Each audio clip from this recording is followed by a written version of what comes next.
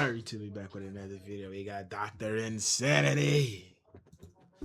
How police captured the Texas church assassin. Let's get to it. Pastor? How are you, sir? Thank you for coming out here. Inside this church in May, Texas, locals are gathering to mourn the tragic death of 25-year-old Chantay Blankinship. Somewhere within this crowd is Chantay's killer, hiding in plain sight and watching town folks pointing suspicions in all directions. Has she had problems with anybody? There's this guy at Carlyle. And we used to have problems because he used to ride around with them and stuff. Whoever it is a pretty sick person and they're still out there somewhere. I think it's your boyfriend, John. You know, she's a good-looking girl and that makes me a dirty old man. I think that's what was said. As detectives exhaust every lead, the case eventually goes cold, leaving this small community questioning if any one of them might be the next victim. Yet, for over a year, one unusual witness sits quietly unnoticed, holding the answer detectives had been hunting for all along. He was so devious and smart. He just didn't know that that was going to be the thing that would finally catch him. The reactions that we're showing on this is, man, you're off the freaking charts. And here he is, right in front of us. How did I miss that? Nah. It's May 15th in the small town of May, Texas. Nearly 48 hours have passed since 25-year-old Chantay Blankinship mysteriously vanished after going on her usual evening walk. Since then, church volunteers have searched tirelessly. You see, stuff like that, you gotta start piecing it up together. Who knows she go on the evening walk and stuff like that, etc., etc. You just gotta start taking pieces by pieces, putting it together. For any sign of her until this Sunday morning around 11 a.m. when one couple stumbles upon something. Carlyle 911, what's the location of your emergency? I have no idea where I'm at. I am in the middle of nowhere. We were looking for Chantay Blankinship. Okay. We found her. Okay. Okay, tell me, stay real still for me, okay? I'm going to try to ping your location. it's actually the old haunted house is what everybody calls it. Is she okay? Does she need any medical attention? Is she alive? She's dead. Oh, God. Okay, yeah, I've got everybody headed that direction, okay? Right away, the Brown County Sheriff's Office dispatches 2 patrol deputies to the caller's location, an abandoned farmhouse nearly 25 miles away. Once they arrive, they find Charlie and Jackie anxiously pacing outside, ready to go into detail about the gruesome discovery they had just made inside. We're just driving around looking for her. They did everybody met at 3 at the church to go look for her, and we were just driving around.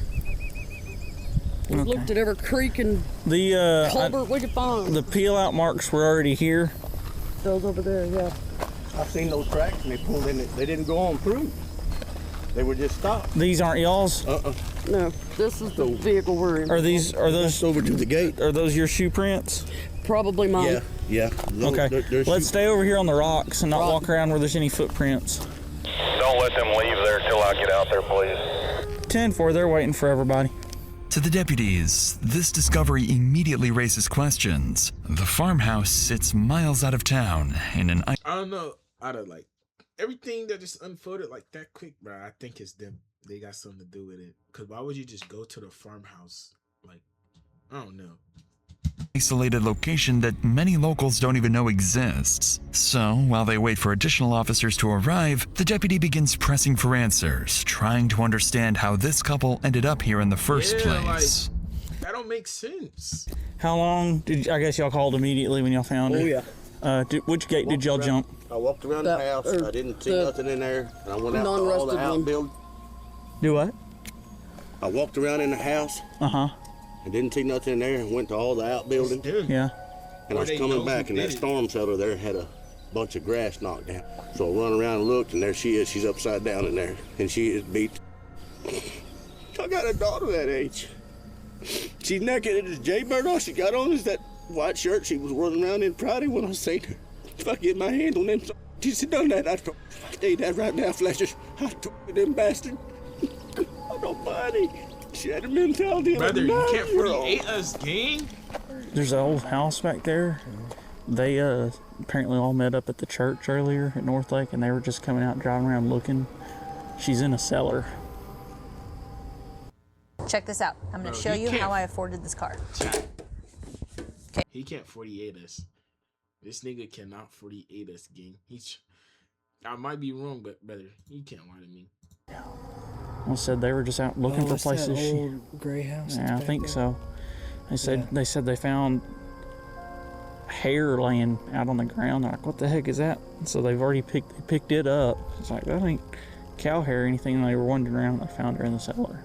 The gate's locked, so we'll have to cut it. But there's tire tracks that pull in there and then pull straight back out. Fresh tracks? Yeah, like today fresh. Indeed, these are very fresh marks, planting a terrifying thought in the deputies' minds that Chantay's killer could be somewhere nearby, keeping a close eye on the area. Shortly afterward, more units begin arriving at the scene, including the crime scene photographer. And as the deputies prepare to head towards the body's location, they'll soon realize that whatever the couple told them is nothing compared to what they're about to see. Watch that wire. So it's on your gun. There you go. You're good. All right, here, John. Hold this. I'll step up here and I'll grab the camera and hold it. The bracelet's laying right on the other side. I'm assuming it's her. Okay. He said there's a little bracelet right here on the other side of the gate. He said, yeah, right over there in the middle of that grass. There's one of those wristbands, those little rubber bands like this one. It looks, the way this grass is right here, like someone's been through it recently or something. Knife laying on the ground. I don't know. Looks like it's been there a little while. Yeah, it's been there a while, but we'll go ahead and photograph it just in case. I don't see any blood anywhere though. I haven't seen drops. I wonder if someone pulled around to the back side of this house where it wasn't as obvious. Yeah. Let's just follow the... We'll follow the dirt tracks.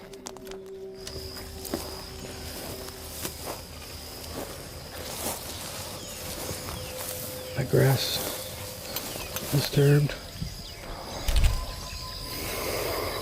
She don't have any pants on. Oh my goodness. Yeah. Okay, let me get video here. I want to say he said he pulled this metal back. We need to find out. I mean, because you can see where there's a path right through here. Man, this grass is still thick. There's not going to be any prints.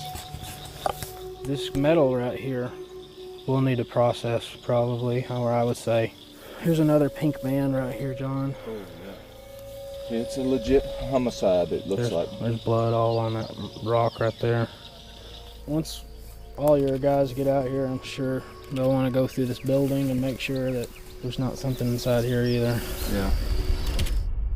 On the ground, halfway inside the cellar, lies Chantay's deceased and partially clothed body, beaten so severely that she is almost unrecognizable. Beside her is a broken lawnmower blade stained with blood. Its condition and place... What? Yo!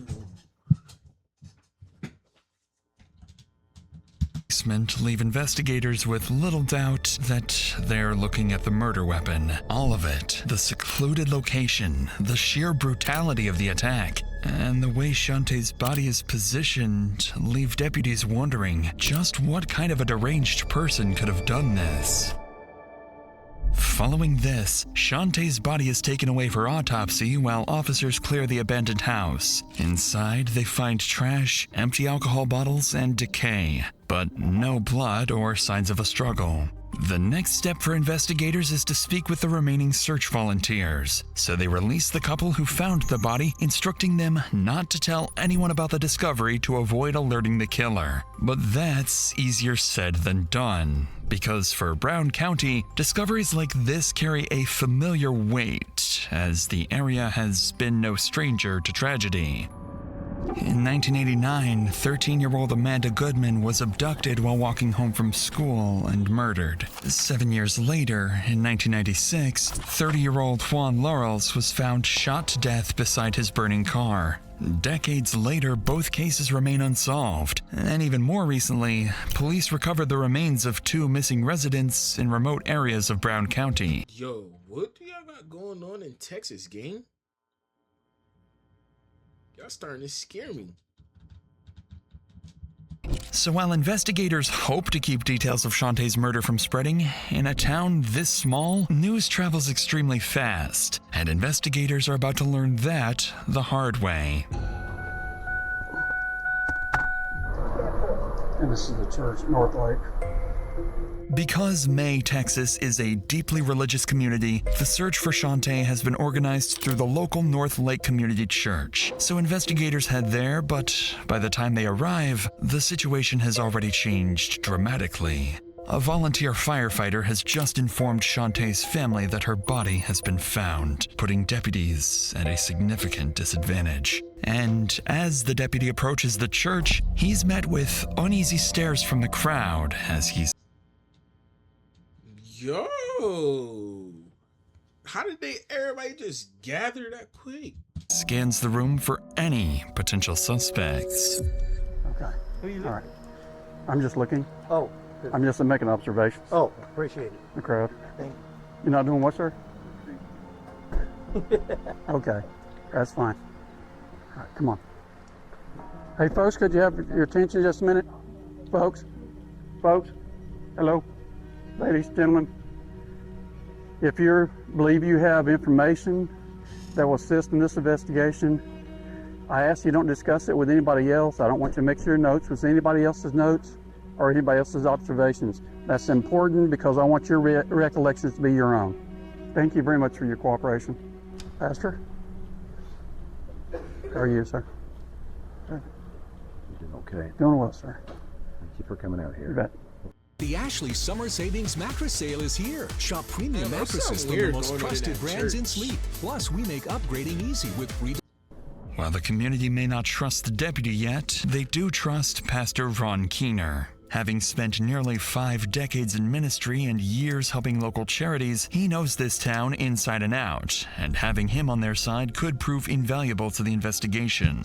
As the deputy continues moving through the church, he notices people beginning to leave. With no legal authority to stop them, he urges Pastor Keener to help gather Chantay's family and those closest to her. But as detectives begin speaking with the people who knew Chantay best, one person quickly draws their attention: her boyfriend, John Adams. And as they sit down with him, his behavior would be nothing like what you'd expect from a grieving boyfriend. But before we get to that, it's worth noting that covering stories like this, you realize just how much people are forced to carry. Fear, trauma, even the day-to-day burden of surviving. And sometimes that weight shows up in other ways too.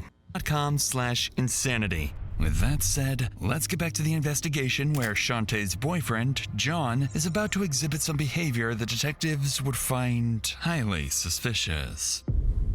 My name's John Harper. I'm an investigator with Brown County Sheriff's Office. I don't get in trouble anymore. What does that mean? You pulled me in Frankie Salazar over one time. No, now I remember who you are. Yes, now I remember who you are. How long have you been with her? A little over 3 years, October 17th. Okay. How did you and her get along? How we got along? Yeah. I mean, there was times, I ain't gonna lie, we'd argue, but she's not capable of handling things. She has mental problems. She has a habit of yelling and stuff, and I just try, sometimes I'd leave, and then sometimes I could just talk her out of it and be nice.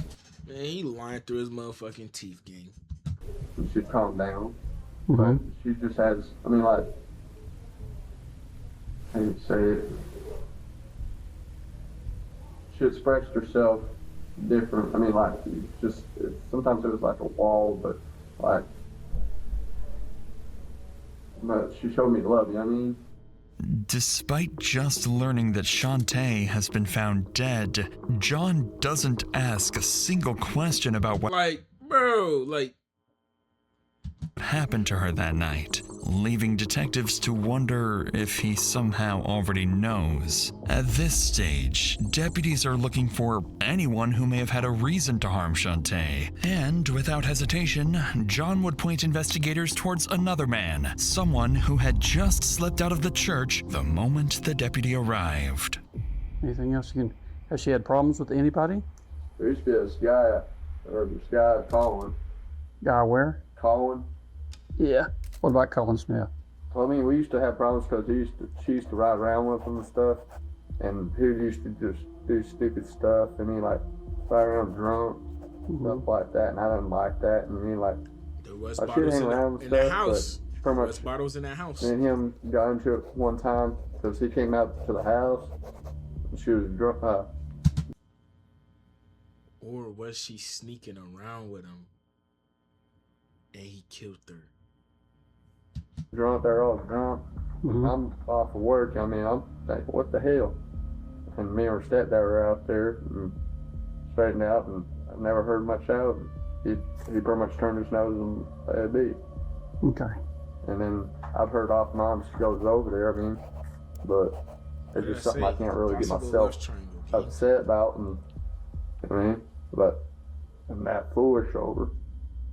As John's interview comes to an end, deputies still aren't sure what to make of him. Although he agreed to speak with them voluntarily and remains cooperative, detectives find his behavior oddly unconcerned. For now, John points investigators towards the only possible suspect he can think of, Colin Smith, a man deputies soon learn is no longer at the church. And as the church empties and the night comes to an end, detectives decide to wrap up the interviews and continue the investigation at first light. But when the community finally learns who the killer really is, they would be left speechless that someone they thought they could trust was capable of such evil. I mean, we've got her's been brutally murdered, and here he is right in front of us. How did I miss that? How did I miss it? The next morning, just as deputies prepare to head back into town, they receive a major update from the forensic team. The initial autopsy results are in. Chantay's cause of death is determined to be blunt force trauma to the head and neck. Her injuries are consistent with the broken lawnmower blade found at the scene. She has no defensive wounds, while bruising on her arms suggests she had been dragged by the elbows. But investigators uncover something even more disturbing. Chantay's body had been violated as she was dying, or even after her death. Bro, it's definitely the Colin dude. It's Colin. It's Colin. Colin Smith. He did it.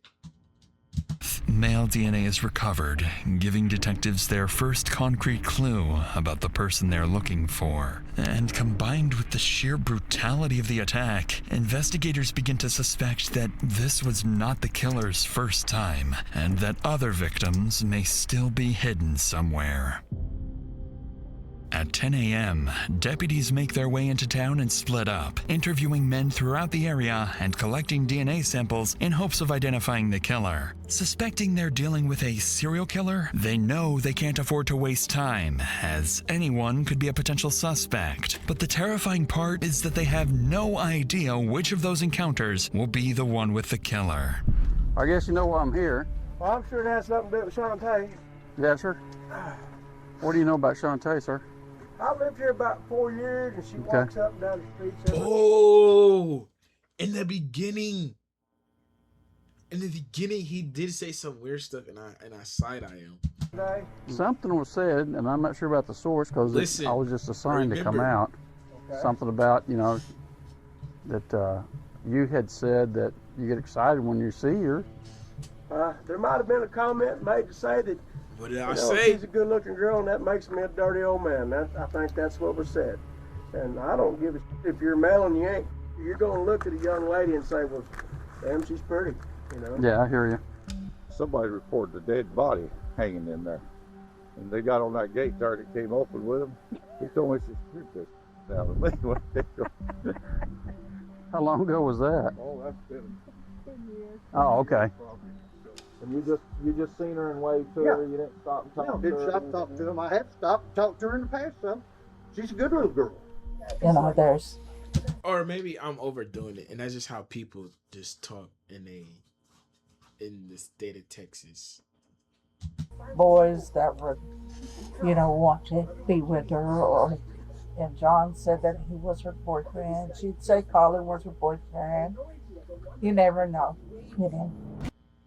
Getting a personal loan when someone is drowning in debt can be the worst thing they can do for 3 reasons. Reason After speaking with more than a dozen residents, detectives uncover a troubling reality. There is no shortage of men who knew Chantay, knew her routine, and may have had the opportunity to harm her, meaning there are still too many possibilities and no clear suspect. So, in search of a breakthrough, the lead detective contacts Chantay's family and learns from her mother, Michelle, that the last person likely to have seen her before she disappeared was her closest friend, Caitlin. After getting Caitlin's address, detectives drive to her house, unaware that the woman they're about to meet may hold the key to unraveling the entire case. Because no one in this house knows Chantay better than she does, or the 3 strange men who had recently entered her life. Caitlin, we're just trying to get as much information on this as we can. Will you just kind of tell me about Friday? What was she talking about?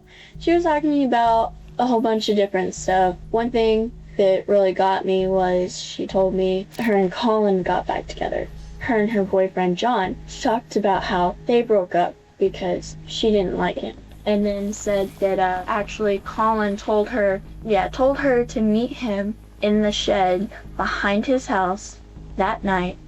Sorry. It's okay. Take your time. And then this guy, he drove by us in Bronco. It's white and red. When you see somebody you think is really creepy, you kind of get this. He looked kind of creepy. Tell by the way he's wearing the glasses on his face, gang. You just know when somebody is weird. And he waved at her, and she was like, "Yeah, that's so and so." He really tripped me out. Caitlin points to the 3 men who may have been involved in Chantay's disappearance. John, Colin, and a 3rd man she can't remember, except for one detail, a red and white Ford Bronco. Once investigators locate the only matching vehicle registered in the area, the name comes back as Bobby Sosa. So with 3 potential suspects now at the forefront of the investigation, John... It's not John. It's not John. I promise you it's not John. It's Colin or Bobby, gang. I'm going towards Colin, though.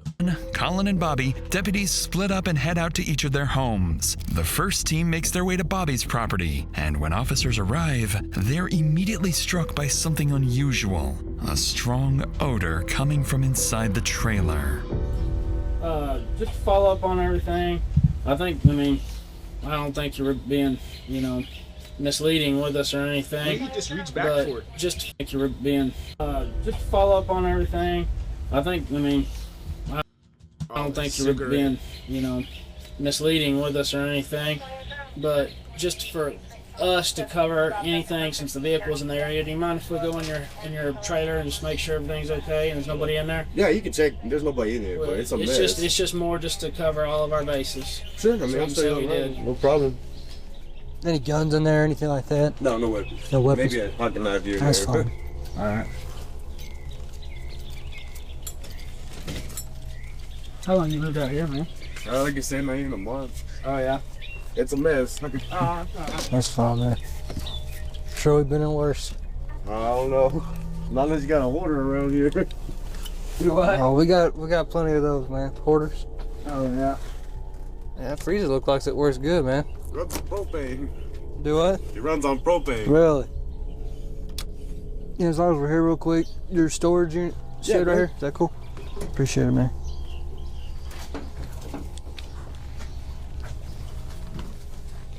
You don't have a dog, do you? No. That smell? Yeah. Coming from the RV, I need to dump my tanks. Oh, is that what that is? Yeah, I gotta use that little thing there because I'm out of gas. Go haul it to that place down the street. Oh, really? You gotta dump it in there and then haul it down there? Yes, sir. Oh, that's fine. I'm sorry about the smell. I'm trying to get everything good. You're good, man. Despite the strong odor on the property, which Bobby claims is gasoline, officers fail to find anything that connects him to Chantay's murder. And while officers continue questioning Bobby, another team makes its way to Colin's house. At first, they're prepared to treat him like any other potential witness, but Colin's behavior and his refusal to cooperate would soon shoot him to the top of the suspect list. How you doing, sir? What's your name? Colin. You mind if you want to ride with me up to the SO and that? Colin? Yeah, and I'll bring you back. I gotta do it. Okay, you don't want to go with me? I mean, it's ridiculous that I'm even being looked at. She's got a boyfriend or a husband, John Adams. Mm-hmm. She's like infatuated with me. She'll just walk up and down. Did y'all have any type of physical relationship at all? Because some of the people we talked to is that y'all had a relationship at one time. No. So never. No. Okay. What kind of relationship did she and the boyfriend have? He'd always pick her up and tell her to go get her home, and he treated her like a dog. And there's a lot of people that are kind of looking at him. I mean, it's... Yeah, well, he's one of the people I'm gonna have to interview. Yeah. Are you working anywhere right now? I do lawn mowing out here. Okay. According to Colin, he never had any kind of relationship with Chantay, but detectives aren't buying it. And when the conversation turns to his job, Colin reveals he works in lawn care, giving him access to the same type of weapon detectives believe was used to murder Chantay. But seeing how defensive Colin is becoming, detectives decide to leave, asking him to come to the station the following day to provide a DNA sample and answer a few more questions. So now, with 3 key figures firmly on the investigators' radar, detectives back at the station begin taking a closer look at each of them, and what they uncover is peculiar, to say the least. Funny. The man has jokes. He's funny. Okay. It's common, gang. I'm telling you. John has prior burglary and assault charges and withheld critical details about his relationship with Chantay. Bobby has a previous assault charge against a woman and was known to spend time near the area where Chantay's body was found. And Colin, while having no known criminal history, has long been the subject of rumors about his violent temper. And this is when detectives realize that any one of these men could be Chantay's killer, but figuring out which one will prove far more difficult than they expected. As the day comes to an end, rumors begin spreading throughout the community, and neighbors start keeping a watchful eye on one another. And with Chantay's funeral set for the following day, detectives will be doing the same, watching the crowd for a killer hiding in plain sight. I've always had this different part of me. It just wants nothing but destruction and evil. It wanted to kill somebody. The following morning, medical examiners released Chantay's body to her family for the funeral, but not before delivering one final unexpected update. Examiners have discovered unusual markings on Chantay's chest. Markings investigators cannot explain and believe may point to something ritualistic. To make matters even more unsettling, detectives realize Chantay had been murdered on Friday the 13th, a detail that only adds weight to this theory. But with no way of knowing whether the markings are significant or simply a coincidence, investigators file the possibility away as the community prepares to say its final goodbye. Around 11 a.m., nearly 100 churchgoers begin gathering for Chantay's funeral. The church is so crowded that some are forced to wait outside, and among them, patiently waiting, is Chantay's killer. Inside, Pastor Keener leads the service as the family and friends pay their final respects. The ceremony lasts for hours, though a handful of attendees quietly slip away before it ends, including the man responsible for Chantay's death. A short time later, Chantay's coffin is carried to Pleasant Valley Cemetery, where she's finally laid to rest, and despite all their best efforts, police fail to recognize the killer. With the funeral detectives are so sneaky. Over, detectives turn their attention back to the investigation. They call all 3 key suspects and ask them to come to the station for questioning. Around 4 p.m., Bobby and John are first to arrive at the station, handing over their phones to be searched for potential evidence. And as detectives sit down with both men, it quickly becomes clear that they both have some explaining to do. course, I guess they told you when they downloaded the phone, they get everything. They get pictures, they get text messages, they get phone calls, all that stuff, right? Do you delete your text messages? Yeah. But I was like long places and they were on my phone out there. No, that's not what these text messages that you deleted. And you know what I'm talking about because you even told somebody, hey, my phone's clean. What are you worried about DNA so bad about? I'm not worried about it. I just don't like needles. I don't like drugs or anything like that. Well, she was like, I don't know why you're so worried about giving DNA. What do you mean? She said you were texting her and asked her, well, they want my DNA. Why did they want my DNA? Sure, whatever. That's what the text message just said. That's strange. I know. That's why I'm asking. I smoke. I just don't want that. The smell all the time thing. I mean, like, I just might go to a friend or something like that.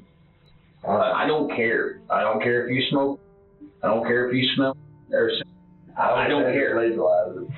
Well, I don't care about that. I'm thinking about what we got going on right now, and then we find your phone, and you knew we were fixing to look at everything, and then we find the message going, or because they can tell what's been deleted and what hadn't been deleted, and then they look and they like deleted.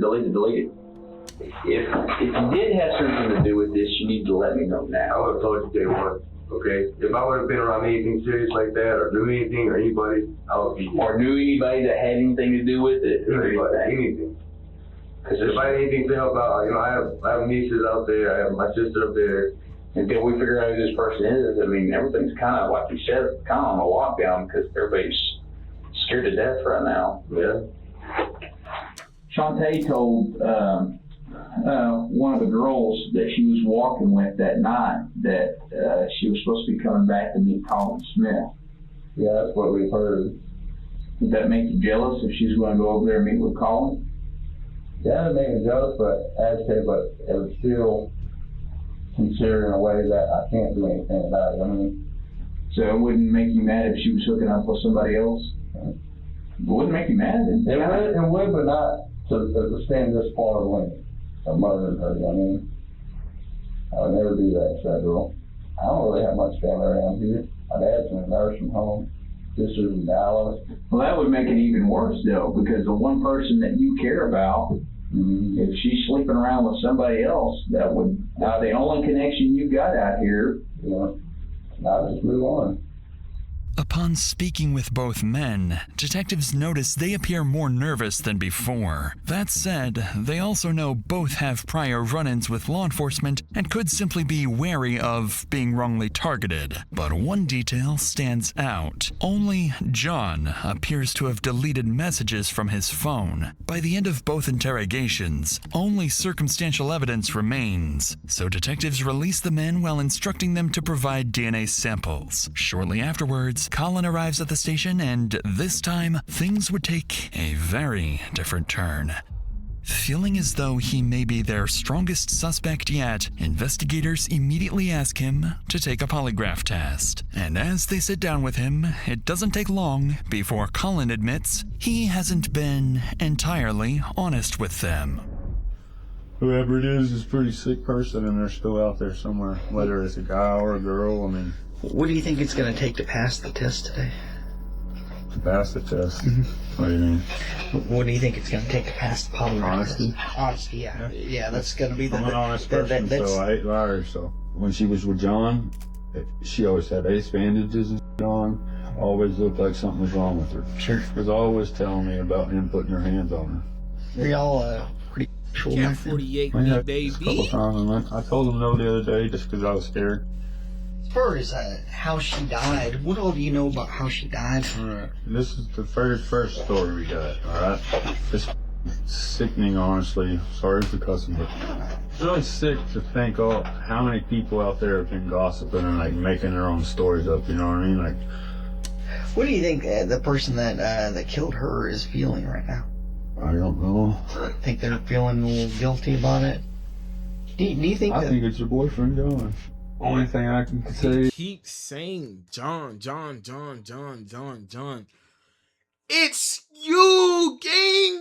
It's you. Is maybe John did it out of like a crime of passion. Bro, it's him. Interestingly, Colin admits that he was, in fact, involved in an intimate relationship with Chantay, but he insists that he has been truthful about everything else. However, that claim would soon be put to the test when the polygraph examination begins, and before long, something would happen that would cause Colin to abruptly end the interview. John Husted spent years aggressively recruiting data centers. Residents watched their electricity bills explode. The Morris Home Summer Savings Mattress Sale is here. If I'm wrong about it being Colin, I will Apple Pay, cash out somebody that comments and like this video, bro. It's him. Colin, when we take this test, man, I'm starting to see some things in here that's a little bit concerning to me. You know, you got to be sure to be still when we take the test. First off, secondly, you know, you got to be keep everything the same. As far as when you're answering, there's a little bit of movement going on. Okay, so just, you know, everything you do, just be yourself. Okay, is all we're asking. Colin, what do you think the best question to ask you is going to be today? Did I kill Chantay Blankinship? Whether it be through strangulation, whether it be through blunt force, whether it be through whatever, did you physically cause the death of Chantay is what I'm asking, okay? So your response is no. What have you not been honest with me? I've been honest to you about everything. Okay, so why is it showing that you're being deceptive about this? I guess because I don't understand how what's showing. Tell me what's showing. You're not even showing any reactions to those questions where I'm telling you to lie about it. Where I'm telling you. Because he told me to stay as calm as I can and look at the board, so I'm just saying yes and no. Yeah. Yes and no. And you know what? The reactions that we're showing on this is, man, you're off the freaking charts. I'm telling you, I didn't do anything wrong, and I'd like to leave. And that's up to you. I can't force you to be here, but you know you're the one that's that needs to clear this thing up. I did come in here to clear it. I gave DNA right off the bat, the very first one to test for DNA, and I came in here willingly. This is a bunch of crap, man. Yeah, there's the door. I did what I was supposed to do. I was 100% cooperative. As Colin walks out of the room, detectives begin to believe they may have found their killer. Because while Colin had been adamant that he had nothing to do with Chantay's death, his polygraph results appear to tell a very different story. His elevated emotional responses, reflected in changes to his breathing, heart rate, blood pressure, and perspiration, suggest he may not have been entirely truthful when answering questions about Chantay's death. That said, polygraph results aren't foolproof and aren't admissible in court as proof of guilt. DNA, however, is a very different story, and with DNA samples now collected from John, Colin, and Bobby, detectives believe the answer to who killed Chantay must lie with one of them. The samples are sent to the Tarrant County Medical Examiner's Laboratory in Fort Worth, more than 100 miles away. And while detectives and the entire community wait for answers, the killer remains free to roam the streets. A month? It takes a month for a DNA test? A month passes, and the DNA results finally arrive. But when the DNA profile is entered to the National DNA Database, there are no matches. No match to John, Colin, or Bobby, and no matches to any known offenders in the area. Detectives are left with a troubling possibility. Perhaps their killer wasn't a local. Wait. Colin or Bobby might be the only two smart ones, bro. It's not John. But someone passing. I look, he sound like I'm taking up for him, but I'm not taking up for him. I'm not saying anything they did is right or wrong. It's just I'm just trying to guess who it is. Through town, who had already disappeared for good. Bro, this is like, why did it ever take that long to do a DNA test? It should not take a month. It didn't. They like. I feel like when they do investigations, people should be put on like house arrest or stuff like that, so they can't leave like You feel me? Than a year into the investigation, in October 2017, another investigator who had worked on Chantay's case, Carlyle Gover, would make an incredible discovery. While watching a true crime show, Gover learns about an emerging technology known as DNA phenotyping, a technique that had successfully solved another cold case by generating a snapshot prediction of what a person may look like using only their DNA. The next day, Gover rushes to tell the lead detective, Scott Bird. Within hours, the $4,000 needed for the testing is secured and the DNA is submitted. And as the image slowly begins to take shape, suspects would be eliminated one by one until the true killer turns out to be someone no one ever expected. Yeah, by the time that the Blankinship case came along, we had a couple of cases that had used the phenotyping information to help solve their cases. Given the investigative capabilities that they had at that time, which were not DNA, he managed to avoid leaving any clues that got him caught. But he did leave DNA. He just didn't know that that was going to be the thing that would finally catch him. This is Dr. Ellen Greytak, Director of Bioinformatics at Parabon NanoLabs, the company behind the Snapshot technology detectives used in the hunt for Chantay's killer. Within weeks of receiving the DNA evidence, Parabon's team analyzes the sample and generates a snapshot report predicting the unknown suspect's physical appearance. And as soon as it lands on Scott Bird's desk, he immediately recognizes the man, 21-year-old Ryan Riggs. Years earlier, before entering law enforcement, Bird had taught Ryan in the 5th grade. When detectives dig deeper, they discover Ryan had been there the entire time. He was a longtime family friend, attended Chantay's funeral, rode around with John calling out her name during search parties, and even hugged her parents at the wake. Detectives now know it was all an act, a years-long act that Ryan managed to maintain perfectly. Nah, I was wrong. I apologize, Colin gang. My bad, gang. I was on your own body. On November 9th, officers head straight to his address, but instead, they're met by Ryan's parents, who reveal that he has already fled. Within hours of the image being released, Ryan manages to slip away, and once again, police are back at square one, until the following evening at a church service when Ryan decides to do something completely unexpected. As I do before every service, Scott, I stand in the parking lot greeting people, and there was Ryan standing there with his mother, Michelle, and he said, I'm going to turn myself in tonight. He said, I murdered her. And I said, at that point, I'm going to step out in the parking lot and call Sheriff Hill. We're going to take you to the law enforcement center. He said, yes, sir. I want to confess to them. To detectives' surprise, less than an hour ago, Ryan had unexpectedly shown up at a Wednesday night service where he made a horrifying confession. He was responsible for murdering Chantay. Not only that, he had just walked into the sheriff's office alongside Pastor Keener, saying he wants to turn himself in. Baffled by the situation, detectives bring Ryan into the interrogation room, and when they sit down with him, they let him speak, trying to determine whether this young man in front of them is truly the dangerous killer they've been hunting for nearly 2 years. So this happened on Friday the 13th. Tell me about that day. How'd you start that day out? I don't remember how I started the day. It was just like an average day to me. Up until I did what I did. I had stopped and asked her if she needed a ride, and she got in my truck. And then, out of nowhere, I just put my left arm around her and began to strangle her. I went back to my truck and got a lawnmower blade out of the back of my truck. And I went back to where she was, and I beat her to death with it to make sure that she was dead. I've always had this, it's like... Man, somebody get this man medical attention, bro. Throw this man underneath the jail, bro. There's no reason why you should have this type of thought to your brain where you could just strangle somebody and just beat them to death, gang. There's no way. This man is insane, bro. Dog.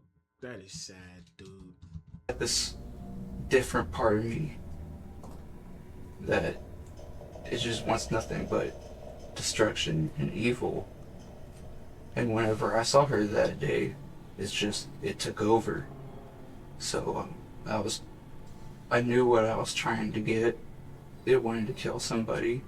Ryan's description of what he did to Chantay perfectly matches the details from the crime scene, details that had never been made public. To detectives, it leaves little doubt that he is, in fact, the killer. If you could say something right now to Chantay, what would you say? I'm sorry that I did what I did. And whatever I have coming towards me, I deserve. What do you think you deserve? He's getting life in jail. I promise you he is. He's never seen another day outside of that prison behind them bars. Death for sure. Anything else? No. All right, Ron, you are officially under arrest for capital murder. With the charges laid... Bro, I never heard of capital murder. I never heard of that. Capital murder is a legally defined form of homicide that carries the most severe penalties, including the... Oh my God, what did I say? He's never seen daylight again, gang. Including the death penalty or life imprisonment without parole due. Bro, what did I say? That nigga's never seen daylight again. They might execute him, right? Because, like, don't Texas execute people? Ryan Riggs ultimately pleads guilty to the capital murder of Chantay. When news of Ryan's arrest reaches Chantay's mother, Michelle, she releases an emotional statement thanking the community for its support. Hey, everyone. I don't know if everybody knows, but we caught him. We got him tonight for a capital murder trial. God has blessed us with him. And it breaks my heart because this man went to church with her, and he's just a kid himself. I wanted everyone to know that we appreciate everything y'all have done. In 2019, Ryan is ultimately sentenced to life in prison without the possibility of parole. But even with Ryan behind bars, the abandoned property where Chantay was found continues to haunt the town. Bro, why don't they just break it down? Why are y'all leaving it up, gang? Break it down. The site became infamously known as the haunted house. People regularly jumped the fence to explore the property, reopening old wounds for Chantay's family. Eventually, in 2025, both the house and the storm shelter were demolished in an effort to finally bring peace to the community and allow it to move forward. And while this case left Texas shaken by a killer hiding in plain sight, our next case takes us to Florida, where the warning signs were always there, but no one could do anything to stop what was coming. Or just signal 14 had a lengthy blood trail going to several houses. Yeah. Oh my God. Inside this family home, 21-year-old Dima Tower has just committed the most heinous crime imaginable against his own parents. Northport Police Department.